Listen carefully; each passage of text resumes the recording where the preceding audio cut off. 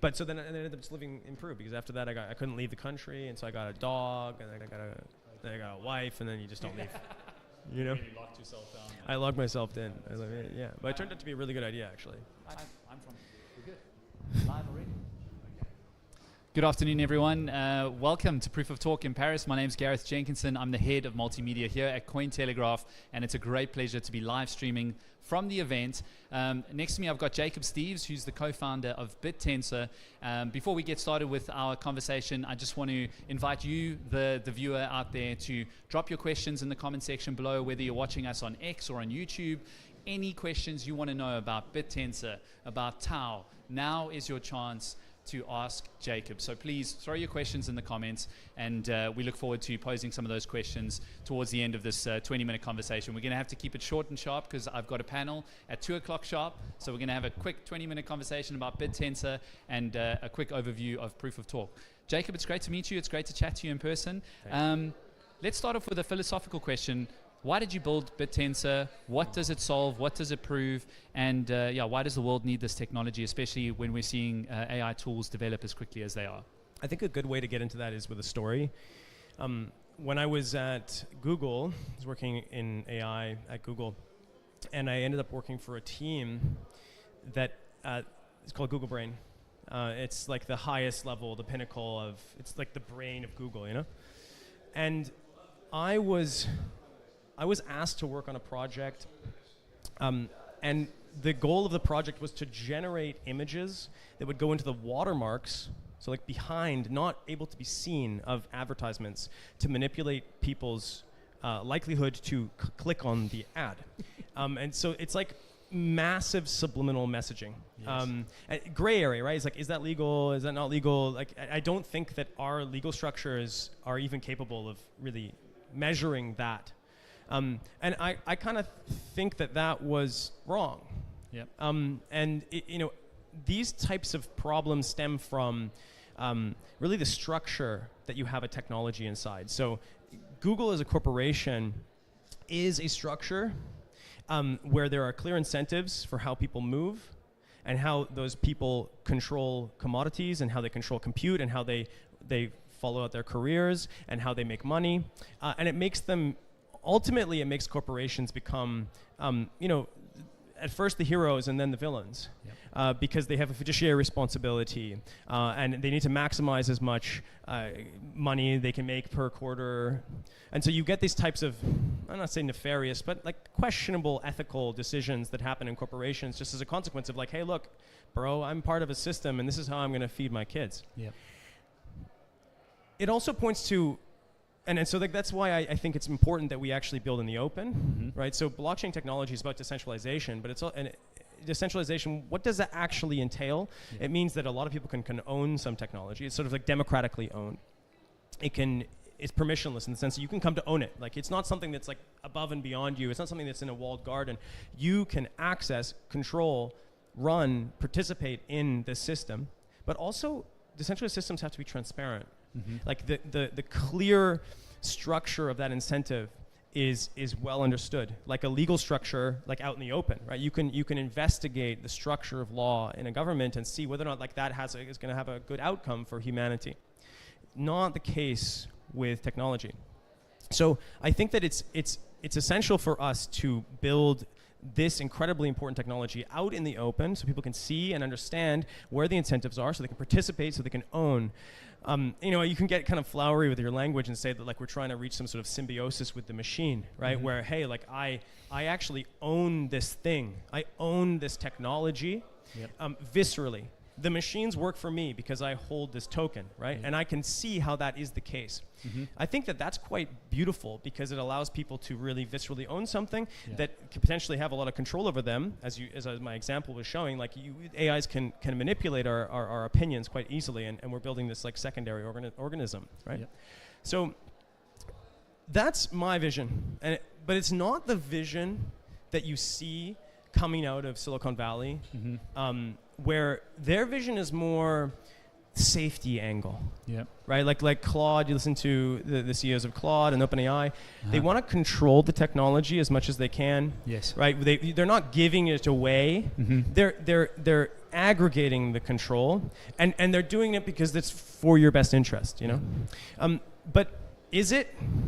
Probably not. Probably not. But they're going to give something back. And like, if you look at the language that Sam Altman is using about how he wants to fix the potential like issues and the social political issues that are arising out of technology that is shaking people's jobs, he wants to institute something like a universal basic income. Yeah. Now, we're in the crypto space, right? We're missionaries here. We understand money. Yes. Right? And one of the things that we understand is fiat currency, and how fiat currency is not a fair trade. Yeah.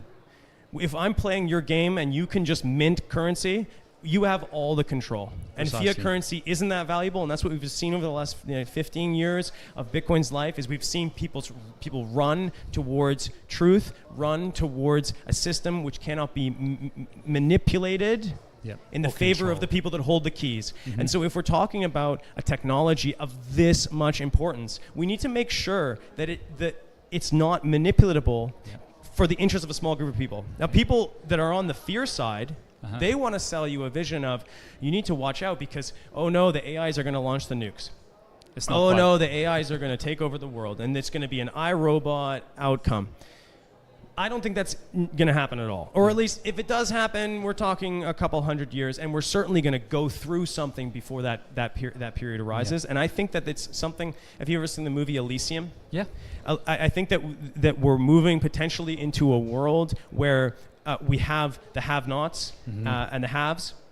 And they basically have access to this technology. They have the first class access to the best machine learning models as they come out. They control it. At the end of the day, all of the value is accruing to them, and they're giving you basically peanuts for a UBI with an orb, right? Yeah.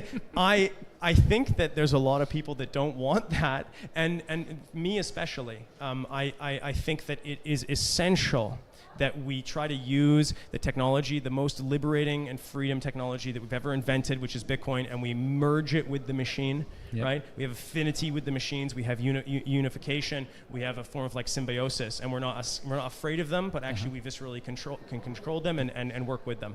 Yeah, look, you mentioned Bitcoin being part of that puzzle. Maybe you can just give us a very brief explanation of what Bittensor is, how it works, why it has a native token like Tau, and why you didn't look to integrate something like Bitcoin for payments. Well, I actually tried to build Bittensor off Bitcoin. I was going to try to use the Lightning Network originally. But if you look at what Bitcoin is, basically it's a supercomputer that uses hashes to secure the network and secure the state. Yes. It's a commodity system that uses that commodity to crystallize its own token. And Bitcoin is, if you go a little bit more abstract into what it is, it's a market. It's a perfect market where anybody around the world can plug themselves in and mine Bitcoin to secure the network. So what we said is that, hey, let's try to think about what that exactly is. Let's take that concept of the digital currency market and let's abstract it. Let's get down to the really nitty-gritty of what that means to have a bunch of nodes that do some work and that are validated. So we took that idea and we basically built it's a proof of work, proof of stake mechanism that allows us to co-locate and organize in really, really, really, really, really efficient and hyper-competitive systems to extract digital commodities that would be valuable for the production of AI. We thought, hey, like, look, we know that there's this grand vision for, decentralizing AI, but if your AI sucks, it doesn't matter if it's decentralized. So we knew that part of the puzzle here was actually building something that could compete with centralized organizations in terms of just raw scale and performance. Yeah. So, the reason we needed the token initially was because we needed to bootstrap the system, and we tried to use Lightning. But Lightning doesn't catch any fire, and there's no market that can be created. So yes, of course, we're taking advantage of the bootstrapping potential of using a digital currency in order to garner support and garner interest in the currency, and then we turn that whole thing into a commodity that's similar to Bitcoin. It has a specific value, and that value is the value of artificial intelligence. And it has a finite supply, right? It has a finite supply. We knew, like, hey, let's use Bitcoin tokenomics because it's most understood in this industry, and I think that's the most fair. Was it a bit disappointing that you couldn't do it on Lightning? I mean, if you're like you said to me off air, you're a bit of a Bitcoin maxi at heart. Yeah, Not to put you on the spot. Yeah, I mean, like, I'm a Bitcoin maxi because, and I've said this before, I actually tweeted it. It's like if it came down to I had to destroy Bittensor in my way, it's not very possible, but if I could, to save Bitcoin, I would do that. Yep. Because what we're doing can't be achieved without the shield to the industry that is Bitcoin. Yep. I think that like the initial, like the white paper, Satoshi's white paper is so seminal. It's almost religious, and we exist as like a continent inside of the world generated by Bitcoin, rather than some sort of competitor. And like a lot of people that are building cryptocurrencies are trying to go after Bitcoin. We're going to try to be better than Bitcoin. It's like no. Doesn't like work Bitcoin like that. is your friend. Bitcoin is the United States, and you're a state inside of the Bitcoin universe. Yep.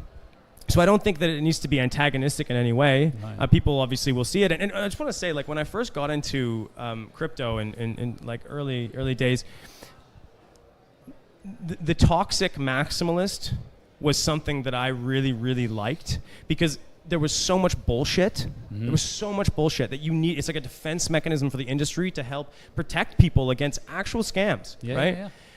So we built what we've built. We don't think it's antagonistic to Bitcoin. We think that we actually really are allies with that technology, and want to sit there in its ecosystem. They're completely different things as well, right? Yours is a decentralized machine learning protocol essentially, and Bitcoin is a monetary protocol. I've got a question from the live stream comments. Please keep them coming through.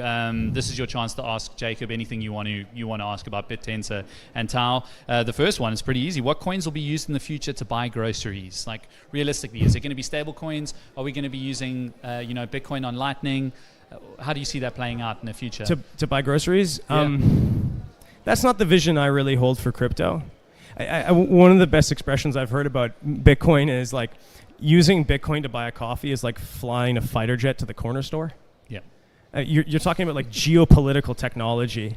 It doesn't need to be used to buy a coffee. Like there will clearly be looser forms of currency that are used that are easier to, like on Telegram, maybe it's TON, who knows, or probably will remain national currencies. Yep.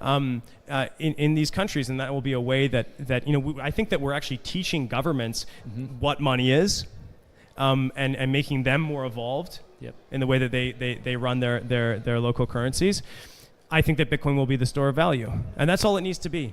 Yep. It doesn't need to be buy a coffee with it. So which token? And definitely not Tau. Definitely don't buy coffee with Tau. It doesn't make any sense. Yeah, for sure. I mean, look, there'd be a lot of Bitcoin payments advocates out there that would be like, you're wrong, it's also for payments. And I mean, like, that's why we have Lightning. And that's a discussion for another day. I want to go back to Bittensor and just talk about machine learning, AI. How does something like Bittensor and a decentralized protocol, a decentralized approach to this technology compete and overtake the ChatGPTs, the DeepSeeks, the Groks? How do you see that playing out? Do you eventually see your technology being the choice for people to use? Right.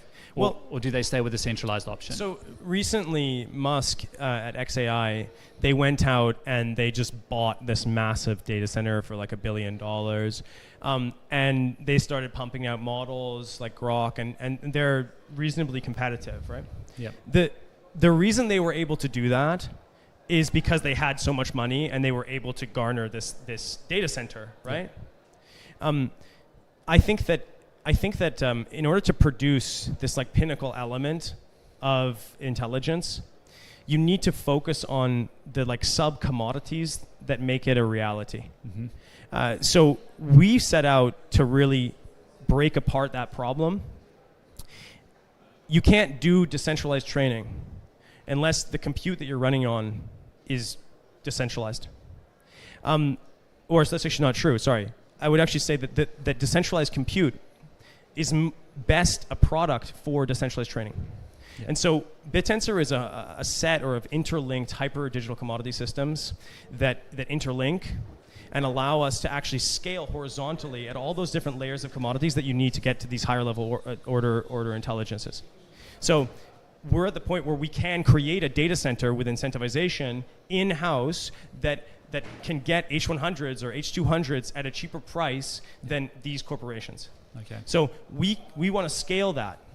Then we want to scale the technology that can use that compute, because it's a different type of compute, right? It's actually a geographically decentralized compute. So you need to have a market that can get all of those computers together and get them for the cheapest price, right?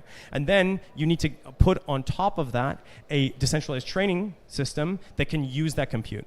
And that requires decentralized storage and bandwidth. Yeah. So that's another thing in Bittensor that we're building. So we're really building up the stack, and we're getting to this point now where we're really making strides. Like we're competing with these companies in certain verticals, and you know we haven't yet trained the best-in-class models, but we're scaling our inferences faster than Google. We're beating Google AutoML on gradients on Subnet 56. Right? Our storage pipelines are like Filecoin. They scale infinitely, and we can get cheaper prices per gigabyte. Right? So all of that kind of comes together, and you can see just by analogy, right? So how did XAI compete? Well, they just go to a data center, and then they put some machine learning engineers on the top of it, and then you can compete in this industry. We're focusing on scraping out all of that inefficiency at each layer of the distributed infrastructure, so that we can now focus on these higher order things. And so I actually talked on stage but I'm launching the subnet that's going to focus on that. I'm going to focus on doing these the higher order machine learning problems like reinforcement learning. And I think that's really where we're unstoppable, right? So we're proving this point that we can scale bigger than you. And at a certain point, they're going to have to look at us and go, oh shit, we're not the teams with the most amount of compute anymore. And so how do we compete? Well, you have to build Bittensor, basically.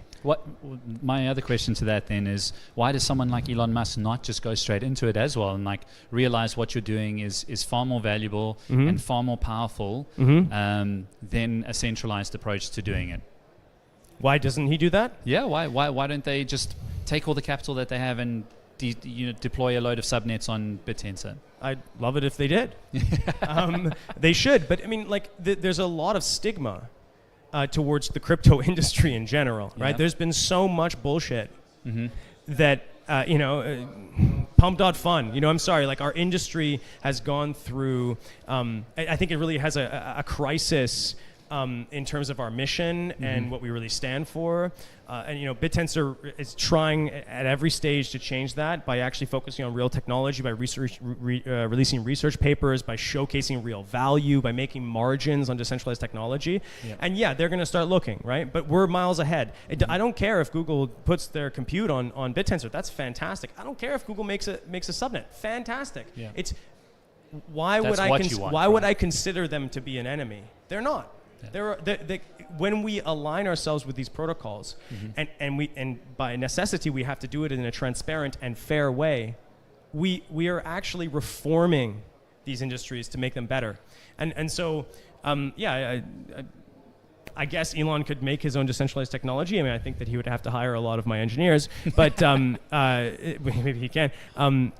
But I think it would be better just to join forces and work together. And so right now also in the industry, that I think we've really stimulated the creation of decentralized artificial intelligence as an industry. We're starting to see a lot of other projects come online. And my message to them is let's co-mine.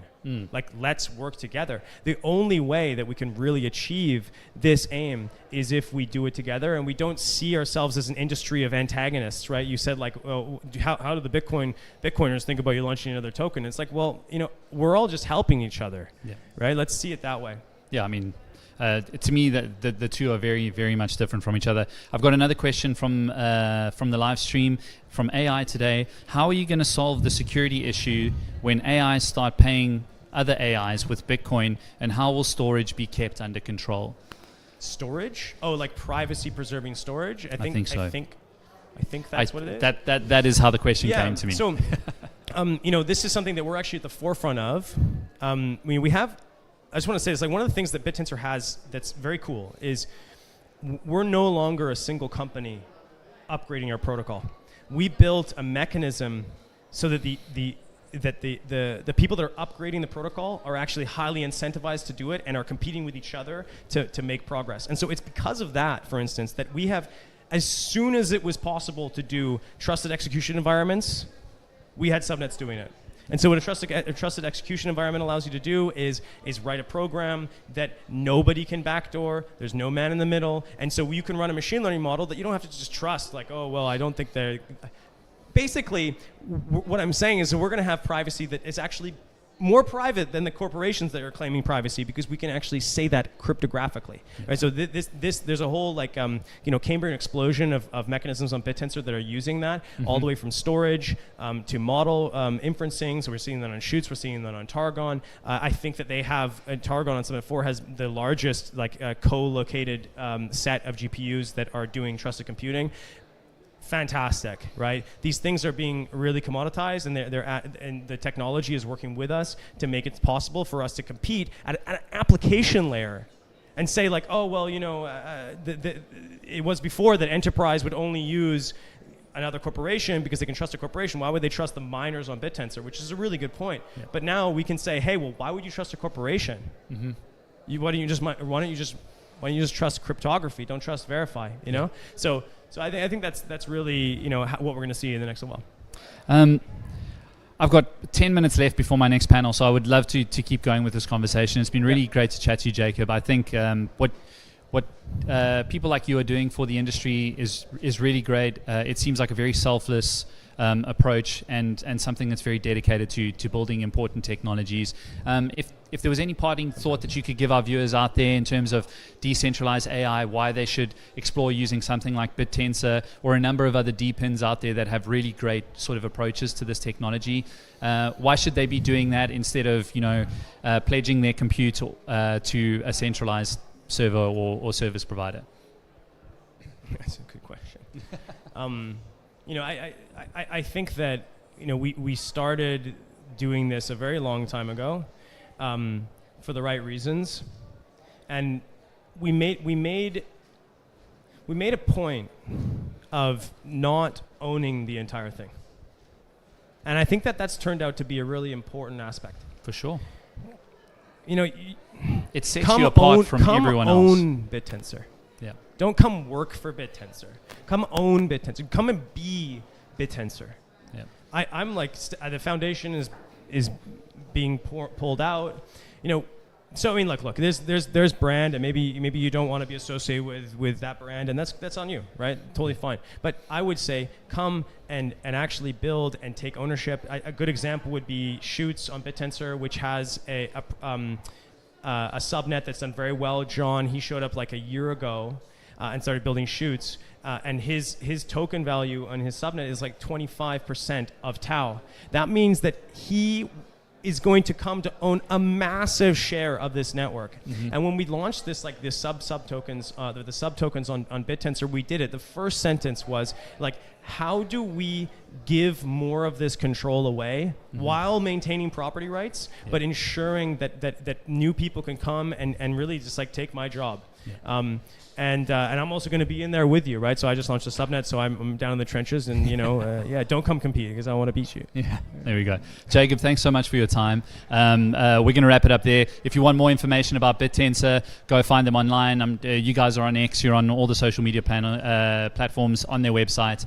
We will continue live streaming from Proof of Talk today and tomorrow, so please keep an eye out on Cointelegraph's X account, our YouTube. Thank you so much for watching. Send your questions through if you have any burning questions for our guests and panelists coming up. I won't tell you who we've got coming up later today because there's some really exciting names, and tomorrow we also have a great lineup of speakers joining us. So we'll catch you later. Thanks so much for watching, and see you soon.